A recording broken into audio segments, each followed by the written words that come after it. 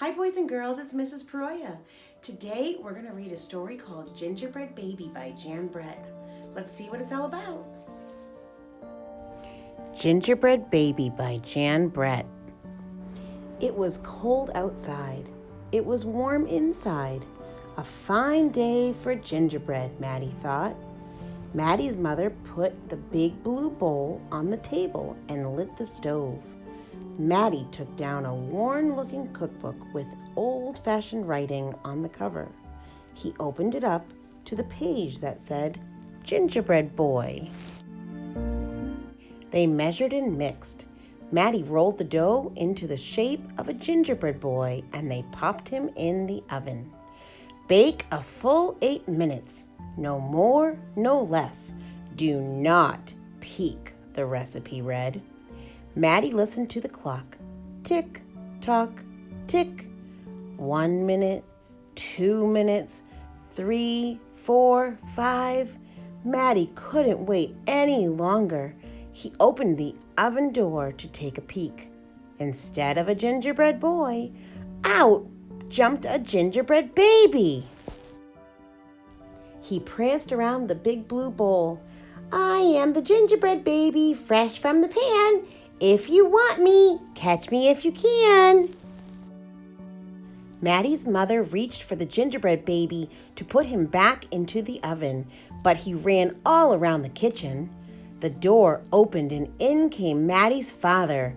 What's that delicious smell? He asked as the gingerbread baby tumbled through his legs and outside into the yard.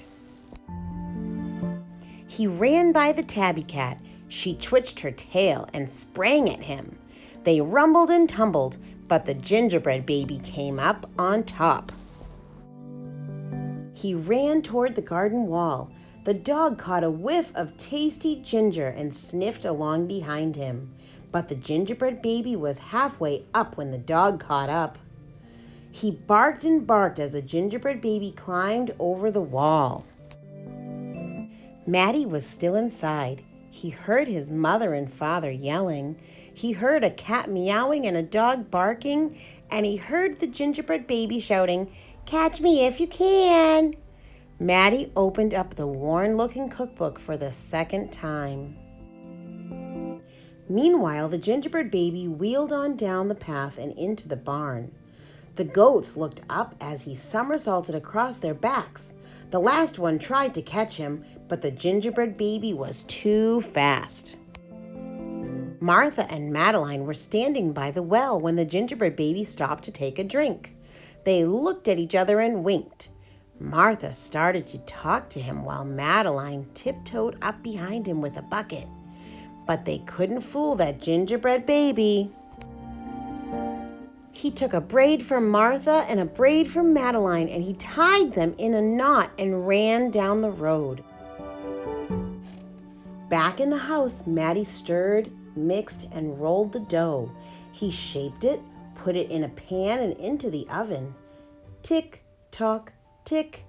8 long minutes. This time he did not peek. I will catch him if I can, Maddie said to himself. As he was bouncing along, the gingerbread baby saw a farm wagon just ahead. He jumped in and settled down for the ride next to Mama Pig. The smell of gingerbread was too much for her. She tossed him high in the air, closed her eyes, and opened her mouth. But the gingerbread baby twisted in the air and came down hard on her porky snout. I am the gingerbread baby, too quick for the mother and the father, too fast for the cat, the dog, and the goats, too clever for Martha and Madeline, too smart for the Mama Pig. Who's left? Catch me if you can. Feeling smug, the gingerbread baby strolled along by himself until he came to a bridge that crossed over the village. Just as he got to the middle, he heard running feet behind him and saw a crowd of villagers ahead of him. The gingerbread baby was trapped. He jumped up on that railing, backflipped through the air, and landed on a chunk of ice floating down the river. The ice bobbed along with the gingerbread baby dancing on top and singing in a loud voice, Look at me, and what do you see? The best gingerbread baby ever! Until his feet got cold and he jumped ashore. Who was that watching from the trees? It was the fox. He crept up behind the gingerbread baby, ready to eat him up. But the fox couldn't help himself, and he licked his chops. Smack, smack. The gingerbread baby heard him and ran as fast as he could. Just when the fox was catching up, the gingerbread baby saw the milk and cheese man with his can of milk. The perfect hiding place, he thought. He lifted the lid and lowered himself inside. He was so pleased that he sang at the top of his gingerbread voice, "Ha ha hee hee, you'll never find me. I'm the gingerbread baby, catch me if you can." The milk and cheese man heard the gingerbread baby's voice. "Who is meddling with my milk?" he shouted, and he lifted the lid. But the gingerbread baby was ready. He jumped up and tweaked his nose. Now the milk and cheese man, the fox, the villagers, the mama pig, Martha and Madeline, the bleating goats, the barking dog, the meowing cat, the father and the mother were all after that gingerbread baby and getting closer, and he knew it. The brash baby was not as peppy and proud as he had been. He sniffed a familiar smell and followed his nose into the woods. He couldn't believe what he saw.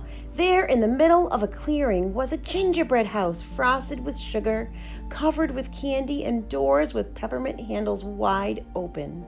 The gingerbread baby clapped his hands with glee and ran inside. In a tick-tock-tick, everyone arrived in the clearing, but all they found were a few bits of frosting and a peppermint candy and some crumbs. The father exclaimed, "The gingerbread baby has finally met his match." "I wonder who it was," the mother said. "Let's go home and tell Maddie." "Hello, Maddie," his father said when they got home. "We never did catch that gingerbread baby. All we found were some crumbs in the snow." "I see you have been busy," his mother said, looking at the gingerbread house Maddie was holding. "Too bad we never caught that gingerbread baby." "Too bad," said Maddie. Only Maddie could hear the tiny voice from inside the gingerbread house. "I'm the little gingerbread baby, lucky as can be, to be living in the house that Maddie made for me." The end. Well, that was a surprise ending. I hope you enjoyed the book today. All right, friends, we'll see you next time.